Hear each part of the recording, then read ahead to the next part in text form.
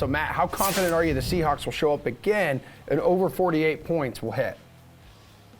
I'm not that confident. So I feel like that the Seahawks game last week just is kind of resulting in an inflated number here.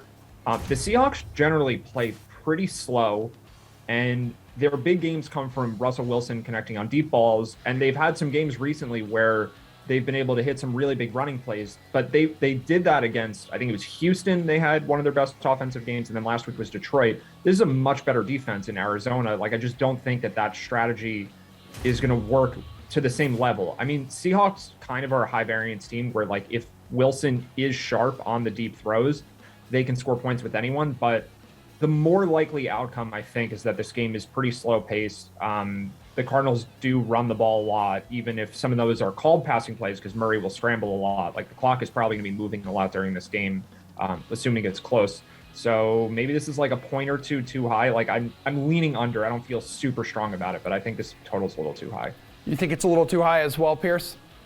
I don't. I'm going to chase the over, and maybe this is I'm being a mark here, and I'm chasing Russell Wilson cooking one final meal, or them scoring a bunch of points last week. But they've been gone over 4 of the last 5, and it's been pretty, not even close. They went over by 5, went over by 8, 8.5, and then over by 39. So they've been comfortably ahead. And Matt's right; they have played some easy teams, but Arizona is not quite the defense that they were early in the season. They've got a lot of injuries that are starting to pile up. They're going under the radar. Like, Robert Alford's been one of the best cornerbacks in the league this season, and he's out. And so that's definitely going to open up spots in the passing game. They're just not getting a lot of attention. Then Seattle on the other side, their defense has been bad all season, and they've got a lot of guys that are going to be out for this game. And I think that's going to help the Arizona team that's struggled offensively get back in the groove. And I know this is one of the higher totals this week, but both these defenses, I think, are going to allow a bunch of points.